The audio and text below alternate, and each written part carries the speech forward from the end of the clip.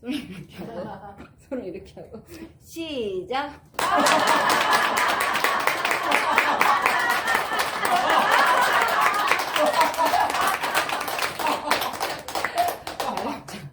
잘하셨어요. 생각을 조심하라. 자, 시작.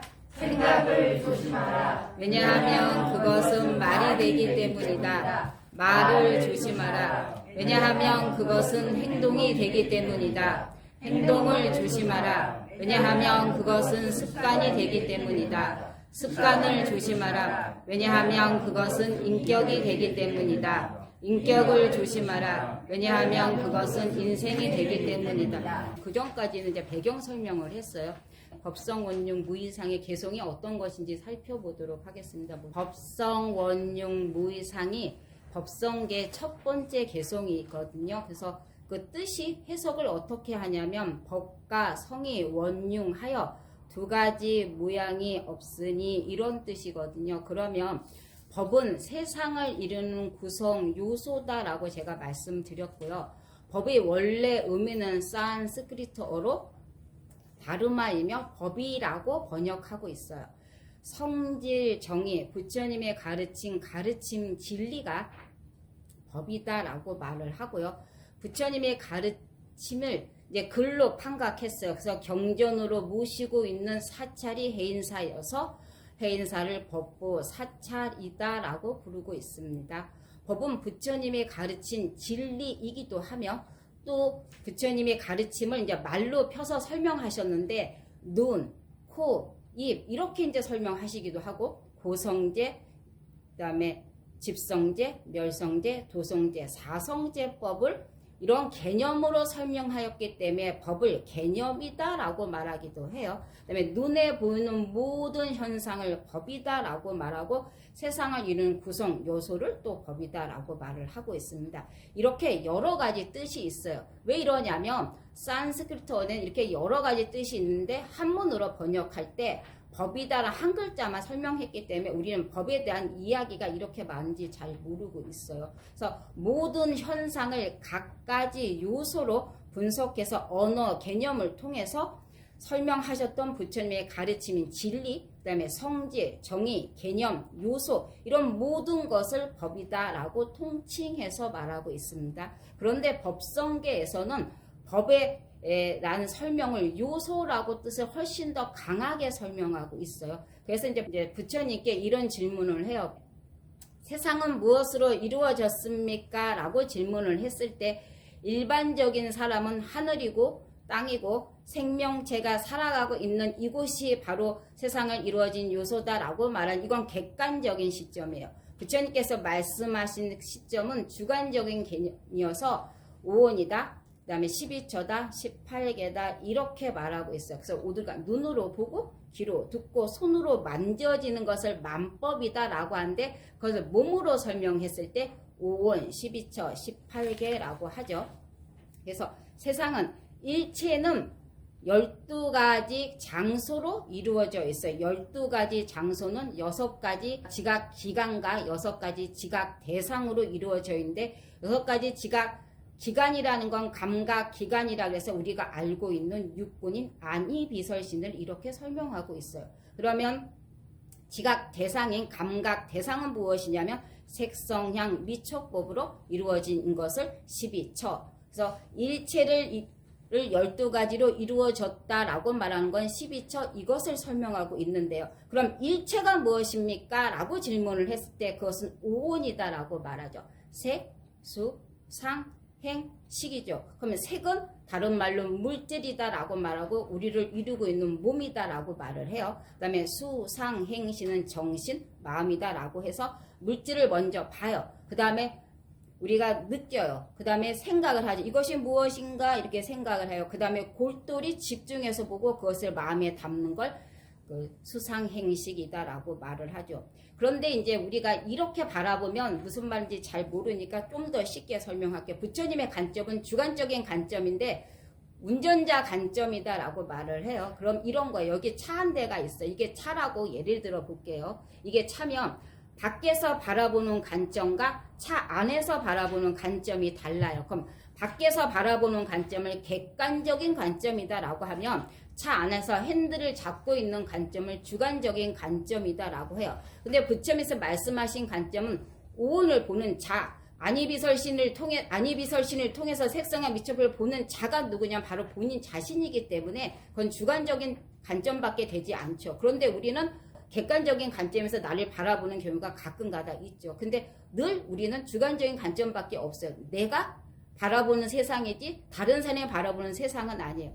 제가 마시는 물을 여러분이 똑같이 느끼지는 못해요. 제가 지금 무슨 생각을 하고 있는 건 제 생각이기 때문에 이건 주관적인 관점, 주관적인 생각이다라고 이것이 법이다라고 말을 해요. 그런데 법과 법성은 달라요. 그래서 여기서 말하는 법성 원흉 무이상이죠. 법은 이런 거예요. 그러니까 아까 말했던 진리, 요소, 관계, 개념 이런 걸 법이다라고 말한다면 법성은 법들의 공통점이에요. 다시 말해서 법은 특수성이 있다면 법성이다라고 말한 건 보편성이 있다. 그래서 보편은 그냥 소라면 특수성은 소에 얼룩소도 있고 젖소도 있고 물소도 있고 항소도 있고 이것이 바로 법이다. 모든 것은 존재해요. 그 속성을 들여다보면 그 실상을 들으면 실체가 존재하지 않는다는 게 법성이기 때문에 우리는 눈으로 보고 귀로 듣고 손으로 만져지는 것이 존재할 것이다 라고 생각하지만 그것의 실상은 존재치 않는다라고 말하는 게 함경에서 말하고 불교에서 말하고 공사상에서 말하고 또 이 법성계에서 말하고자 하는 내용이다라고 말해요. 이렇게 설명하면 또 모를 것 같으니까 생각해 봤을 때 여기 바다예요. 바다에 달도 비치고 해도 비치고 별도 비쳐요. 그럼 그것이 존재해요? 존재치 않아요? 우리 눈으로는 분명히 달도 보고 해도 보고 별도 봐요. 그럼 그 속성의 실상은 존재할까요? 존재치 않을까요? 네? 존재해요? 자, 존재한다 그랬어요. 그러면 분명히 존재하니까 바닷속에 들어갔어요. 그래갖고 해도 따고 달도 따고 별도 따야지 존재한 거죠. 근데 바닷속에 들어갔는데 달이 있을까요? 별이 있을까요? 해가 있을까요? 없죠.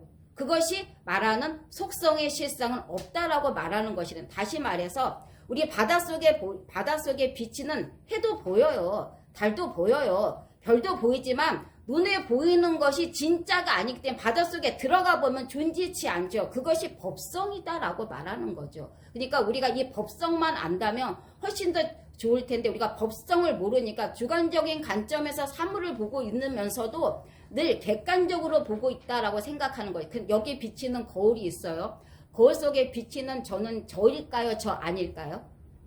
거울 속에 비친 저는 저일까요? 아닐까요? 왜 아니에요? 대상은 제가 아니잖아요.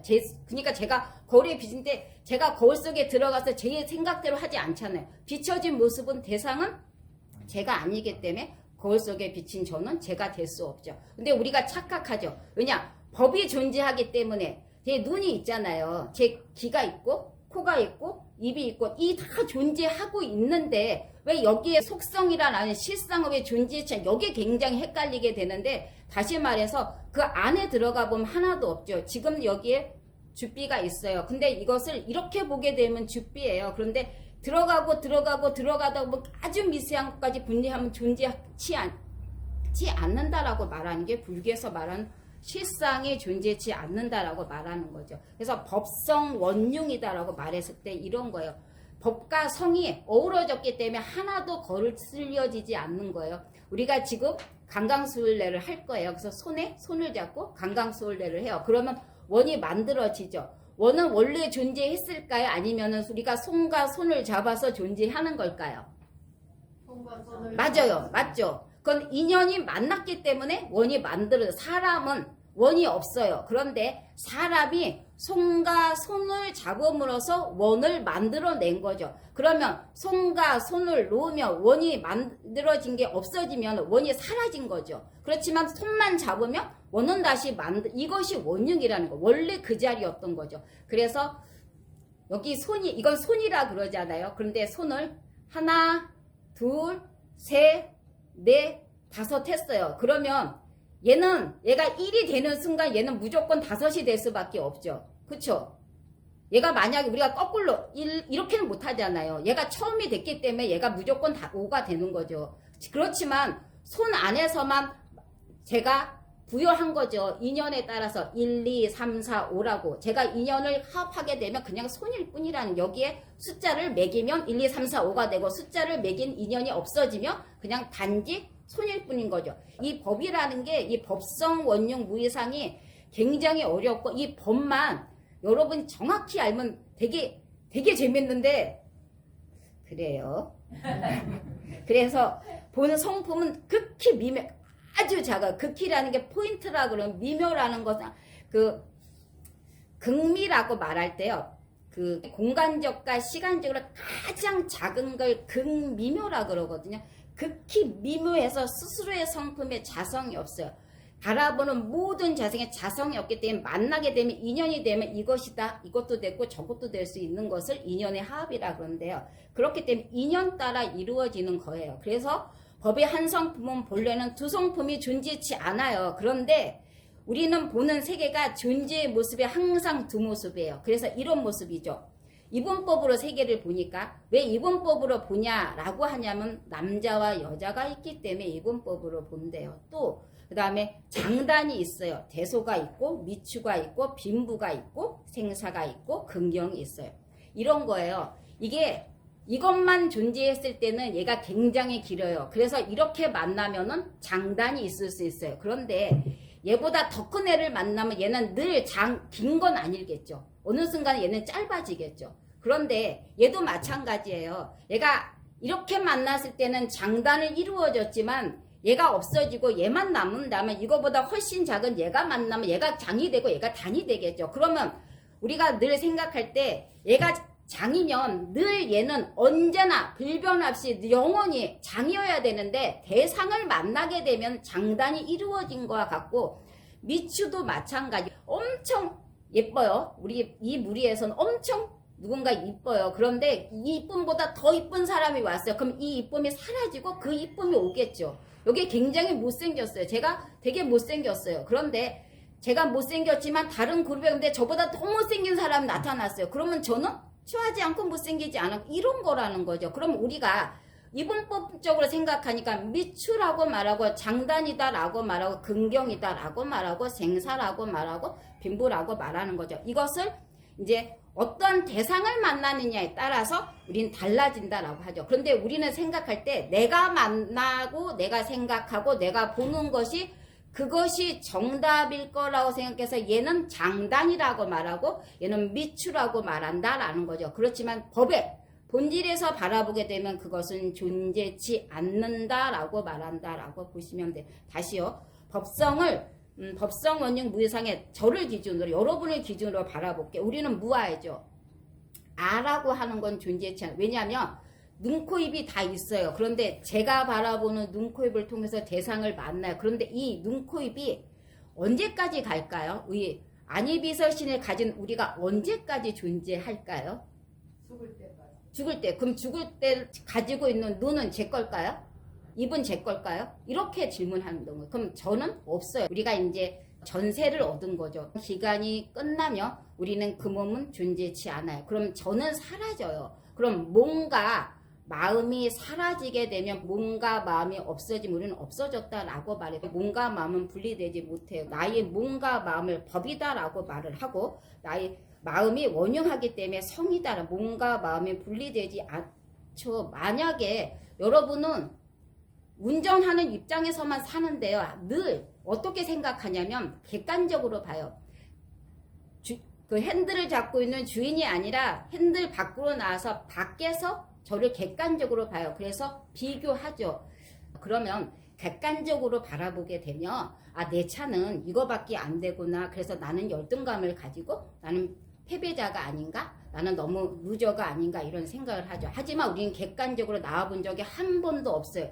제 영혼이, 제 몸에서 제 모든 정신이 밖으로 빠져나간 적이 한 번도 없는데, 우리는 늘 밖으로 빠져나가서 대상화시켜서 제 자신을 바라보기 때문에 내 자신이 조금 못나게 보이는데, 주관적 입장밖에 없어요. 그래서 항상 핸들을 잡고 모든 사물을 바라볼 때 내가 바라보는 세상이 전부예요. 그랬더니 그 전부의 세상을 통해서 부정적인 시각이 아니라 긍정적으로 시각으로 바라보면 우월하고 멋지고 위대한 존재가 될 수 있죠. 제가 있어야만 깨달음이라는 그것을 깨칠 수 있기 때문에, 제가 존재치 않으면 부처님이 존재한다라고 말을 해도 그것은 존재치 않는 법이기 때문에, 진리이기 때문에, 실체이기 때문에 가능치 않다라고 말하죠. 법성은 원형하여 두 모습이 없으니 모든 존재는 동등하여 둘이 아닌데 다만 사람들이 허망하게 분별하여 나와 남을 나누어 차별 존재를 만들어내기 때문에 그렇다. 우리가 만들어내는 차별 존재죠. 제가 만들어내지 않으면 차별은 존재치 않아요. 그래서 제가 책에서 읽은 이야기인데요. 어떤 임금이 길을 가다가 목이 말라갖고 이렇게 보니까 수박밭이 있어요. 수박밭에 보고 이제 신하 보고 가 수박을 따갖고 와라. 그럼 목이 좀 갈증이 해소될 것 같은데, 그러고 있는데 그 수박밭을 말할 때 어떤 돌팍에 눈먼 어떤 사람이 앉아있어요. 그 눈먼 사람이 하는 말이, 그 수박은 있긴 한데 수박은 썩어서 먹지 못할 거다 이래요. 왜 그러냐라고 물어봤더니 수박철이 지나서 수박은 있긴 있는데 다 썩어서 먹지 못할 거다. 그런데 눈먼 사람이 한 이야기니까 임금은 믿지 않고 신하를 보냈어요. 가보니까 정말로 수박밭이 있었지만 수박은 다 썩어서 먹지 못했어요. 그러니까 생각했어요. 임금이, 이 사람이 그래도 현명한 사람이구나. 내가 데려가서 어려운 난제를 만날 때 물어봐야 되겠다 해서 이 사람을 데려가서 오두막집에다가 하루에 밥을 2끼만 줬어요. 그리고서 시간이 좀 지났는데 어떤 사람이 보석상이 와갖고 가짜 다이아몬드를 가지고 진짜라고 우겨요. 근데 이것을 진짜인지 가짜인지 구별하지 못해요. 그러니까 이 보석상이 하는 말이, 만약에 이 진짜 다이아몬드하고 가짜를 구분하게 되면, 구분하는 그렇게 사람이 나타나면, 그런 사람이 나타나면 내가 진짜인 이 다이아몬드를 주겠다 그래요. 그런데 곤란하죠. 진짜와 가짜를 구분하기가 쉽지 않아요. 그래서 임금이 그 눈먼 사람을 불렀어요. 그리고 그 사람한테 물어봤어요. 어떤 것이 진짜이냐라고 물어봤어요. 그랬더니 그 사람이 한쪽에는 가짜를, 한쪽에는 진짜를 들고 햇빛에 가서 가만히 서 있어요. 햇빛에서 가만히 서 있다가 돌아와서 하는 말이, 이것이 가짜입니다 라고 말을 해요. 그러니까 보석상이 깜짝 놀라요. 왜 이것이 가짜인 줄 압니까? 했더니 다이아몬드는 햇빛에 나가도 뜨겁지 않대요. 유리만 햇빛을 받으면 뜨거워지기 때문에 유리가 뜨거웠으니까 이것은 가짜입니다 라고 말해요. 그러니까 임금이 이번에는, 그전까지는 밥을 몇 개 줬어요? 2끼만 줬어요. 너무 그래서 이번엔 3끼를 줬어요. 3끼를 주고, 그리고 나서 시간이 지났어요. 시간이 지나서 임금이 물어봐요. 이제 심심하니까 그 사람을 불러서 물어봐요. 당신은 눈이 안 보여도 세상을 현명하게 보는데 네가 나를 처음에 만났을 때 내가 폭권이라고 생각하지 않았냐라는 질문을 해요. 그랬더니 그 사람이 하는 말이 처음부터 알았대요. 그 사람이 폭군인 걸. 그래서 어떻게 알았냐라고 하니까, 대부분의 사람은 임금은 도량이 넓고 마음이 푸근해서 내가 현명한 사람이라고 느꼈으면 나에게 홀대하지 않고 하루에 밥을 2끼는 주지 않는다라고 말하죠. 그러니까 그 사람 맨 처음에 2끼밖에 안 줬지. 그만큼 옹색한 거라는 거죠. 그러니까 우리가 이 옹색함을 봤을 때 아무리 눈이 멀든 눈이 멀지 않든 그 사람이 하는 행동, 그 사람이 하는 말, 그 사람의 어떤 행위가 그 사람을 표현한다라고 말을 해요. 그래서 이 말 속에 꿀먹은 벙어리 이런 말 나오잖아요. 꿀먹은 벙어리가 인도 시인이 쓴 시에 나와 있어요. 그래서 인도 시인이 까베르가 쓴 시에 이렇게 나와 있어. 어떤 사람이 꿀을 먹었는데요.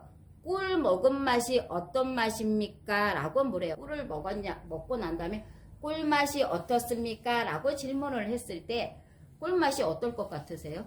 여러분은? 그쵸?